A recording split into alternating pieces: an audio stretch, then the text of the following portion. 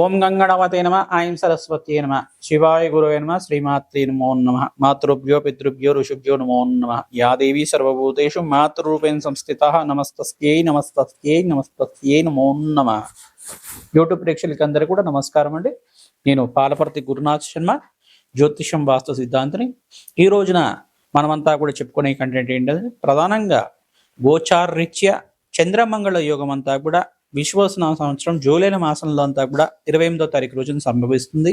గోచారరీత్యా చంద్రమంగళ యోగం కన్యారాశిలో సంభవిస్తుంది. కావున ప్రధానంగా కన్యారాశిలో ఈ యొక్క చంద్రమంగళ యోగం అంతా కూడా ప్రధానంగా అంగారకుడు అంతా కూడా రాహుకేతు దోషాల నుంచి బయటపడిన అంగారకుడు ప్రధానంగా చంద్రుడితో పాటు కలిసి ఉండి సమసప్తక వీక్షణ ఈ యొక్క శనీశ్వరుడి మీద పడడం, మీనరాశిలో ఉన్న శనీశ్వరుడు ఈ యొక్క అంగారకుడిని చూడడం సప్తమీక్షణతోటి, మరియు ఈ యొక్క అంగారకుడు అంతా కూడా శనీశ్వరుడిని వీక్షణ చూడడం అనేది ఇటువంటి ఫలితాలు మేషాది ద్వాదశ రాశుల వాళ్ళకి ఇటువంటి ఫలితాలు వస్తాయి.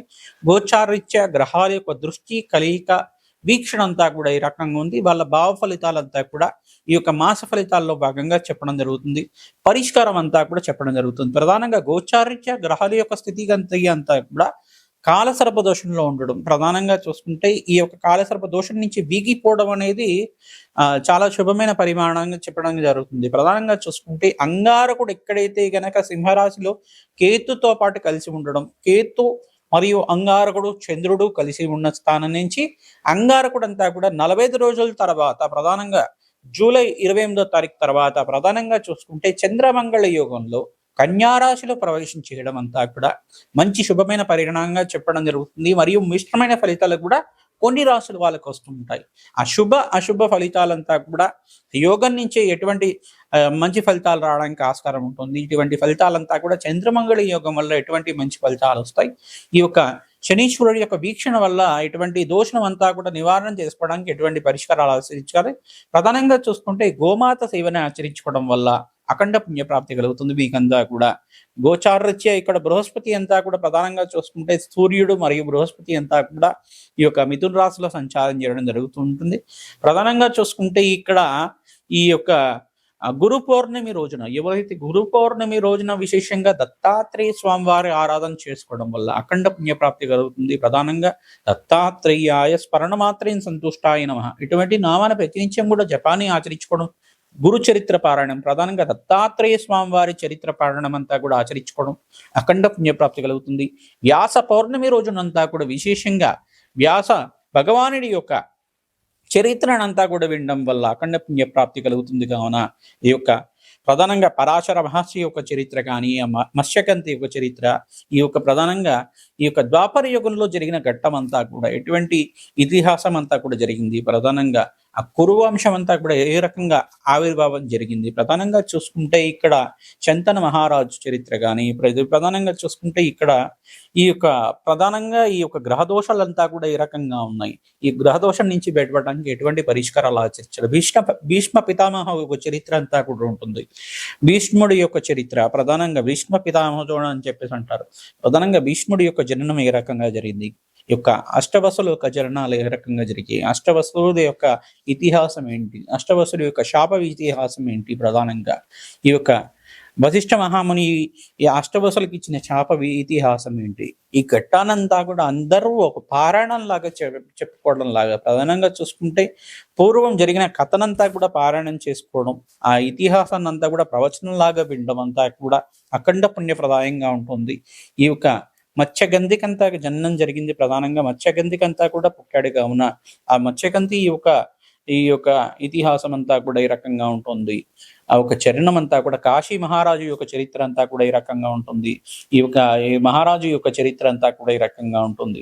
ఈ యొక్క ఇతిహాసం అంతా కూడా ఈ యొక్క వేదవ్యాస మహాముని యొక్క చరిత్ర అంతా కూడా వినడం ద్వారా, వ్యాస భగవానుడి యొక్క చరిత్ర వినడం వల్ల అఖండ పుణ్యప్రాప్తి లభిస్తుంది, మోక్ష జ్ఞానం లభిస్తుంది. కావున వ్యాస పౌర్ణమి రోజున వేదవ్యాస మహాముని గురు చరిత్ర పారాయణం కానీ, ప్రధానంగా చూసుకుంటే ఈ యొక్క శంకరాచార్య చరిత్ర అంతా కూడా పారాయణం చేసుకోవడం, గురు సంబంధిత చరిత్రనంతా కూడా పారాయణం చేసుకోవడం, మేధా దక్షిణామూర్తి చరిత్రనంతా కూడా ప్రధానంగా మేధా దక్షిణామూర్తి అవతార ఇతిహాసం అంతా కూడా చదువుకోవడం వల్ల మంచి ఫలితాలు వస్తుంది. ప్రధానంగా మేధా దక్షిణామూర్తి స్వామివారి దేవాలయంలో కానీ, ఈ యొక్క దత్తాత్రేయ స్వామివారి దేవాలయంలో కానీ మీరంతా కూడా శనగల మాలను సమర్పించడం వల్ల రాజయోగం సిద్ధిస్తుంది. గురుకటాక్షం వల్ల కార్యసిద్ధి కలుగుతుంది. అష్టైశ్వర్య యోగం సిద్ధిస్తుంది. ఈ చంద్రమంగళ యోగంలో ప్రధానంగా శనీశ్వర దోష నివారణార్థం మేషాది ద్వాదశ రాశుల వాళ్ళకి ఈ మాసంలో ఎటువంటి ఫలితాలు చేసుకోవాలి, పరిష్కారాలు ఆచరించాలి అంతా కూడా తెలుసుకుందాం. తులారాశి జాతకులకి జూలై నెల మాస ఫలితాల్లో భాగంగా చంద్రమంగళ యోగం అంతా కూడా కన్యా రాశిలో సంభవిస్తుంది. ప్రధానంగా చూసుకుంటే అందరూ కూడా విశేషంగా మహాలక్ష్మి ఆరాధనంగా విశేషంగా చేయాలి. ఎవరైతే మహాలక్ష్మి ఆరాధన విశేషంగా చేసుకుంటారో ఆకస్మిక ధనలాభ వినియోగం సిద్ధించడానికి ఆస్కారం ఉంటుంది. ప్రధానంగా ఇక్కడంతా కూడా అంగారకుడు ఏ స్థానంలో సంచారం చేసేటప్పుడు కొంచెం ఖర్చులు విపరీతంగా పెరుగుతుంటాయి. తులారాశి జాతకులకి ఇక్కడ పరస్పర వీక్షణ జరుగుతూ ఉంది. శనీశ్వర వీక్షణ అంతా కూడా అంగారకుడి మీద, అంగారకుడు వీక్షణ అంతా కూడా శనీశ్వరుడి మీద జరుగుతుంది. కావున స్వల్పంగా ఖర్చులు పెరిగే అవకాశం ఉంటుంది. ఖర్చులంతా కూడా అదుపులో పెట్టుకొని మీ జీవన విధానం ఉంటే కనుక శ్రేష్టమైన జీవితం జీవించడానికి ఆస్కారం ఉంటుంది. సంఘంలో గౌరవం పెరగడానికి ఆస్కారం ఉంటుంది. ధనాధిపతి వ్యయ స్థానంలో సంచారం చేయడం, చంద్రమంగళ యోగంలో ఉండడం మంచి ఫలితాలు ఉన్నప్పటికీ కూడా ఇక్కడ ఖర్చులు పెరగడానికి వ్యయ స్థానంలో అంగారకుడు సంచారం వల్ల ఖర్చులు విపరీతంగా పెరుగుతూ ఉంటే ప్రధానంగా ధనమంతా కూడా మీరు మంచి ఫలితాల కోసం ప్రధానంగా ఖర్చులు ఏవైతే మీకు అవసరమైన ఖర్చులు ఉంటాయో దానికి మాత్రమే ఖర్చు పెట్టి విధానంగా ఉంటే కనుక శ్రేష్టమైన జీవితం జీవించడానికి ఆస్కారం ఉంటుంది. ప్రతినిత్యం కూడా వ్యాపారంలో మార్పుల కోసం ప్రయత్నం చేసుకుంటుంటారు, వ్యాపారంలో అభివృద్ధి కోసం ప్రయత్నం చేసుకుంటారు. కావున మీరంతా కూడా వ్యాపారంలో మార్పుల కోసం ప్రయత్నం చేసుకోండి. వ్యాపారంలో అభివృద్ధి కోసం, విస్తారం కోసం ప్రయత్నం చేసుకోవచ్చు. మంచి విదేశంలో లావాదేవీలు అంతా కూడా గణించడానికి ఆస్కారం ఉంది. ఈ యొక్క వ్యవసాయదారులు కూడా మంచి అవకాశాలు సిద్ధిస్తాయి. తద్వారా మీకు అంతా కూడా అధిక లాభాలు గణించడానికి ఆస్కారం ఉంటుంది. ఇక్కడ మహాలక్ష్మి ప్రీతికరంగా మీరంతా కూడా సువాసిని అర్చన విధానాన్ని ఆచరించండి.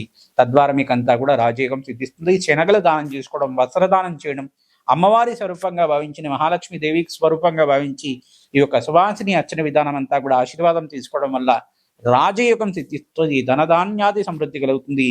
ఈ యొక్క గోమాత సేవ ప్రతినిత్యం కూడా ఆచరించండి. ఎవరైతే గోమాత సేవ చేస్తూ ఉంటారో రాజయోగం సిద్ధిస్తుంది. కావున ఇటువంటి ఫలితాల కోసం ప్రతినిత్యం కూడా ఆచరించండి. రాజయోగం కోసం ప్రతినిత్యం కూడా ఇటువంటి సకల గ్రహ దోష నివారణార్థం మీరంతా కూడా ఆచరించండి. అఖండ పుణ్య ప్రాప్తితోటి వరలక్ష్మీదేవి అనుగ్రహం వల్ల మీకంతా కూడా ఆకస్మిక ధనలాభ యోగం సిద్ధిస్తుంది. కావున ఇటువంటి ఫలితాల కోసం ప్రతినిత్యం కూడా లక్ష్మీ కుబేర శాంతి హోమాది కార్యక్రమాలు చేసుకోవడం వల్ల, లక్ష్మీ కుబేర మూలమంత్ర సహితంగా కవచాన్ని పారాయణం చేసుకోవడం వల్ల మంచి ఫలితాలు వస్తాయి. మహాలక్ష్మి ప్రీతికరంగా శ్రీ సూక్త విధంగా లక్ష్మీ కుబేర హోమశాంతి కార్యక్రమాలు ఆచరించండి. తద్వారా ఆకస్మిక ధనలాభం, ధనయోగం సిద్ధించడానికి ఆస్కారం ఉంటుంది. ధన ప్రాప్తి కలుగుతుంది. శ్రీమాత్రే నమః. శ్రావణ మాసంలో మేషాది ద్వాదశ రాశుల వాళ్ళు విశేషంగా పుణ్యప్రాప్తి వచ్చే విధంగా చంద్రమంగళ యోగంలో అంతా కూడా సంభవిస్తుంది. ప్రధానంగా మీరంతా కూడా శ్రావణ మాసంలో అందరూ కూడా మహాలక్ష్మి ఆరాధన విశేషంగా చేయాలి. వరలక్ష్మి రూపంలో అందరూ కూడా పూజ చేస్తూ ఉంటారు. ప్రధానంగా ఈ యొక్క దద్దోజనం నివేదన చేసిన అమ్మవారికి ప్రీతికరంగా శనగలంతా కూడా నివేదన చేసి ఈ యొక్క ముత్తైదులకంతా కూడా అమ్మవారి స్వరూపంగా భావించి శనగలు కానీ ఈ యొక్క వస్త్రదానం కానీ చేయడం వల్ల అఖండ పుణ్యప్రాప్తి కలుగుతుంది. పువ్వు తాంబూలం కానీ, పండు తాంబూలం కానీ విశేషంగా దానం చేయాలి. అఖండ పుణ్యప్రాప్తి కలుగుతుంది. వాయనాలంతా కూడా ఇచ్చుకోవాలి. సుగంధ ద్రవ్యాలన్నీ ప్రధానంగా చూసుకుంటే సుగంధ ద్రవ్యాలతోటి అమ్మవారికి విశేషంగా హోమాది కార్యక్రమాలు చేసుకోవడం అఖండ పుణ్యప్రాప్తి వస్తుంది. ప్రధానంగా అష్టైశ్వర్య యోగం సిద్ధించడానికి ఆస్కారం ఉంటుంది. ఎవరైతే కనుక విశేషంగా మల్లెపూలతోటి అమ్మవారికి శ్రీ సూక్త విధానంగా హోమాది కార్యక్రమాలు చేస్తుంటారు, మల్లెపూలతోటి పుష్పాభిషేకం చేస్తుంటారు, తామర పూలతోటి అలంకరణ చేయడం కానీ అఖండ పుణ్యప్రాప్తి కలుగుతుంది. ప్రధానంగా తేనెతో అభిషేకాది కార్యక్రమాలు చేసుకోవడం, తేనెతోటి శ్రీసూక్త విధానంగా లక్ష్మీ మూలమంత్ర విధానంగా, మహాలక్ష్మి మూలమంత్ర విధానంగా లక్ష్మీ కుబేర శాంతి హోమాది కార్యక్రమాలు ఆచరించుకోవడం వల్ల అఖండమైన ఆకస్మిక ధనలాభ ధనయోగం సిద్ధించడానికి ఆస్కారం ఉంటుంది. మీరంతా కూడా శ్రావణ మాసంలో యజ్ఞాతి కృతులు ఆచరించాలి. ప్రధానంగా చూసుకుంటే ఈ యొక్క లక్ష్మీ కుబేర శాంతి హోమాది కార్యక్రమం, శ్రీ సూక్త విధానంగా హోమాది కార్యక్రమం కానీ, ఈ యొక్క పురుష సూక్త విధానంగా లక్ష్మీనారాయణ మూలమంత్ర విధానంగా యజ్ఞాతి కృతులు చేసుకోవడం కానీ, గోమాత సేవ చేయటం వల్ల ప్రధానంగా ఉలవలు, బొబ్బర్లు శనగలంతా కూడా నానబెట్టినవన్నీ కూడా గోమాతకు సమర్పించడం, ప్రతినిత్యం కూడా గోమాత సేవలో పాల్గొనడం, ఈ యొక్క తోటకూర కానీ గోంగూర కానీ సమర్పించడం వల్ల అఖండ పుణ్యప్రాప్తి కలుగుతుంది. అవకాశం ఉంటే కనుక గోమాతకి ప్రతి శుక్రవారం రోజున ఈ యొక్క ప్రదోష వేళలో 6:30 నుంచి 7:30 లోపు కానీ 8 గంటల లోపు కానీ ప్రధానంగా గోమాతకు అంతా కూడా ప్రదక్షిణాలు ఆచరించుకోవడం, పసుపు కుంకుమ గంధంతో గోమాతకి అలంకరణ చేయడం వల్ల రాజయోగం సిద్ధిస్తుంది. ఆకస్మిక ధనలాభం ధనయోగం సిద్ధించడానికి ఆస్కారం ఉంటుంది. వ్యాపారంలో మార్పులు జరగడానికి ఆస్కారం ఉన్నాయి. వ్యాపారంలో అందరూ కూడా మేషాది ద్వాదశ రాశుల వాళ్ళు వ్యాపారంలో కానీ ఉద్యోగాల్లో కానీ మీకు ప్రమోషన్స్ రావడానికి, వ్యాపారంలో అభివృద్ధి కలగడానికి ఆస్కారం ఉంటుంది. వ్యాపారంలో లాభాలు గణించడానికి ఆస్కారం ఉంటుంది. కావున ఈ యొక్క జూలై నెల మాసంలో మీరంతా కూడా పరిష్కారాలు ఆచరించండి. అఖండమైన అష్టైశ్వర్య ప్రాప్తి అవుతుంది. జగన్మాత అనుగ్రహంతో మీకంతా కూడా అఖండమైన ఆనందమైన జీవితం జీవించడానికి ఆస్కారం ఉంటుంది. అష్టైశ్వర్య యోగం సిద్ధించడానికి ఆస్కారం ఉంటుంది. శ్రీమాత్రే నమః.